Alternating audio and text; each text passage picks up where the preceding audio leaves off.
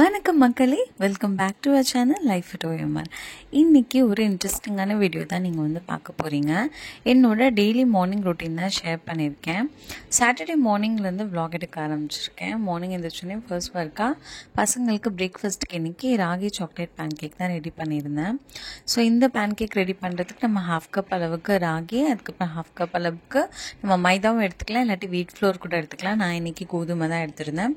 கொஞ்சமாக salt, baking soda, cocoa powder, அதுக்கப்புறம் நாட்டு சக்கரை, பால் ஊற்றி எல்லாம் நல்லா ஒரு திக்கான பேட்டராக நம்ம ரெடி பண்ணி வச்சுக்கணும்.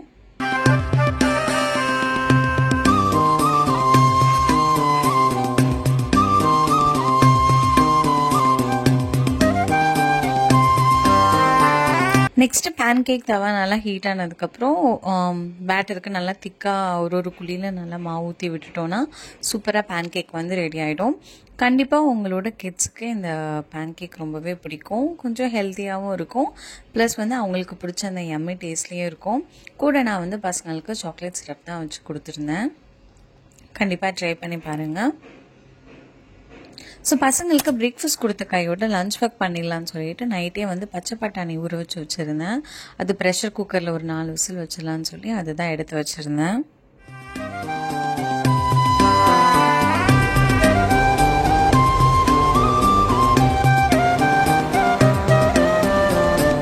லாஸ்ட் வீக் ஷார்ட்ஸில் சொன்ன மாதிரி இன்றைக்கி லஞ்சுக்கு வந்து பட்டாணி உருளைக்கிழங்குலாம் போட்டு கறி குழம்பு ஸ்டைலில் ஒரு குருமா தான் வைக்க போகிறோம். ஸோ இந்த ரெசிபிக்கு பார்த்திங்கன்னா இன்க்ரீடியன்ஸ் எல்லாமே ரொம்ப மினிமல் தான், பட் டேஸ்ட் வைஸ் பார்த்திங்கன்னா ரொம்பவே சூப்பராக இருக்கும்.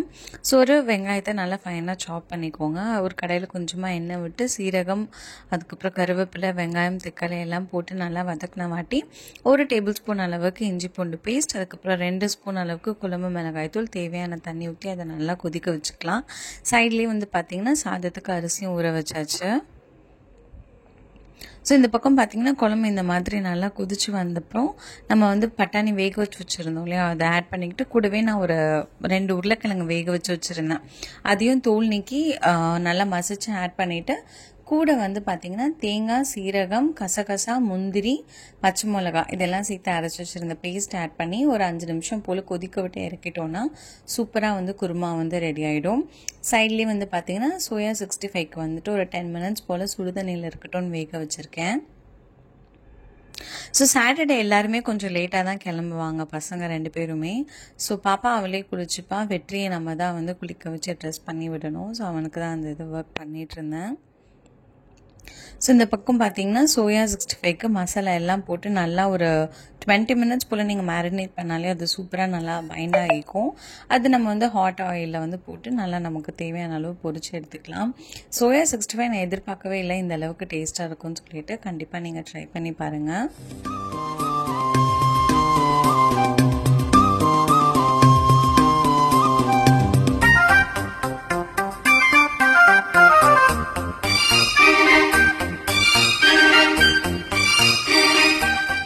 ஸோ லன்ச்லாம் முடிச்சுட்டு ஈவினிங் போல் பார்த்தேன்னா 1 வீக்காக நான் வந்து இந்த டீ பன் ரெசிபி வந்து யூடியூப்பில் பார்த்துக்கிட்டே இருக்கேன். கண்டிப்பாக இன்றைக்கி அதை செய்யணும்னு சொல்லி எல்லாமே ரெடியாக எடுத்து வச்சுக்கிட்டேன்.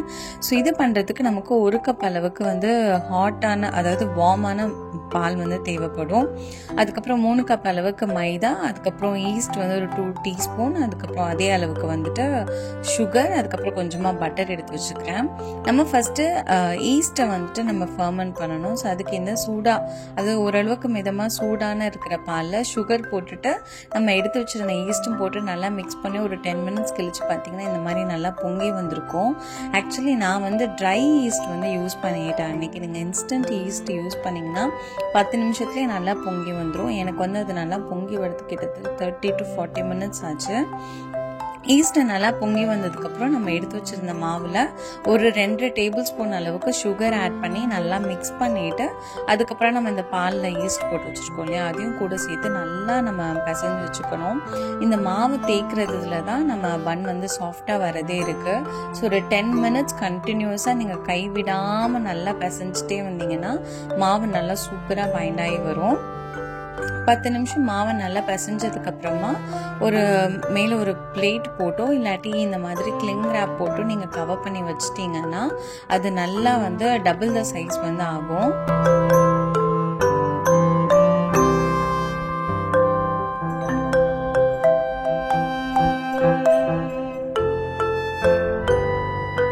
ஸோ 1 ஹவருக்கு அப்புறம் பார்த்தீங்கன்னா நம்ம மாவு நல்லா டபுள் த சைஸ் ஆகிடுச்சு. இப்போ நம்ம இந்த கிளிங் ரேப்பை ரிமூவ் பண்ணிவிட்டு திருப்பி வந்து இது ஒரு 5 மினிட்ஸ் போல் நம்ம நல்லா அதை பிசைஞ்சு விடணும்.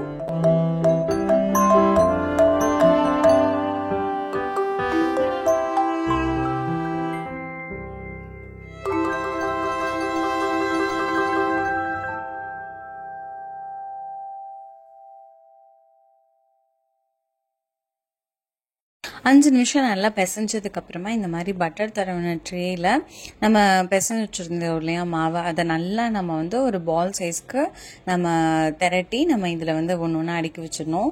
நம்ம மாவு திரட்டும் போது இந்த மாதிரி பேக் ஃபோல்டிங் பண்ணி தான் நம்ம மாவு திரட்டி எடுத்து வைக்கணும். நல்லா அவுட்டர் லேயர் வந்து ஒரு ஸ்மூத்தான ஃபினிஷ் வர மாதிரி நம்ம மாவு திரட்டி அதில் எடுத்து வச்சுக்கணும். ஸோ எனக்கு வந்து பார்த்தீங்கன்னா 3 கப்பு மாவுக்கு கிட்டத்தட்ட வந்து ஒரு 10 போல் வந்து எனக்கு பன்ஸ் வந்து வந்திருந்தது.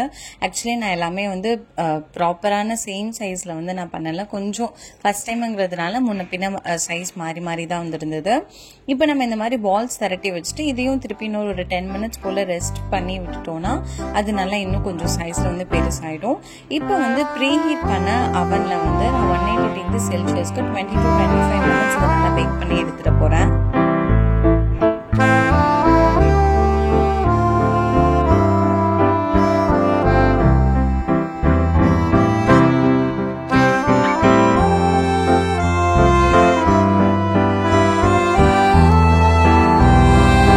ஸோ எனக்கு வந்து பார்த்தீங்கன்னா கேக் நல்லா பேக் ஆகி வர்றதுக்கு ஒரு 25 to 27 மினிட்ஸ் ஆச்சுன்னு நினைக்கிறேன். ஸோ எடுத்ததுக்கப்புறம் அந்த சூட்டோடையே நம்ம எடுத்து வச்சுருந்த பட்டர் எல்லாமே ஃபுல்லாக ஸ்ப்ரெட் பண்ணி விட்டுக்கணும். அப்போ தான் வந்து பன் நல்லா சாஃப்டாக இருக்கும். நீங்களே பாருங்கள், சூடாக தான் இருக்குது, பட் வந்து செம்ம சாஃப்டாக இருந்தது. நான் வந்து சுகர் கொஞ்சம் கம்மியாக ஆட் பண்ணிட்டேன். நீங்கள் சுகர் வந்து இன்னொரு டேபிள் ஸ்பூன் வந்து ஆட் பண்ணியிருந்தீங்கன்னா இன்னும் நல்லா டேஸ்ட்டாக இருக்கும். ஸோ கண்டிப்பாக வீட்டில் வந்து ஓட்டிச்சு இருந்தேன்னா நீங்கள் ட்ரை பண்ணி பார்க்கலாம். இதே வந்து நம்ம குக்கரில் கூட கீழே சால்ட் கொட்டி கூட நீங்கள் வந்து ஒரு 25 மினிட்ஸ் பேக் பண்ணி ட்ரை பண்ணி பார்க்கலாம். இதோட இந்த வீடியோ வந்து முடியுது. ஹோப் உங்கள் எல்லாருக்கும் இந்த வீடியோ ரொம்ப பிடிச்சிருக்கும்னு நினைக்கிறேன். பிடிச்சிருந்தா மறக்காம லைக் பட்டன் ப்ரெஸ் பண்ணுங்க. நம்ம சேனல் கிட்ட நீங்கள் சப்ஸ்கிரைப் பண்ணி வச்சுக்கோங்க.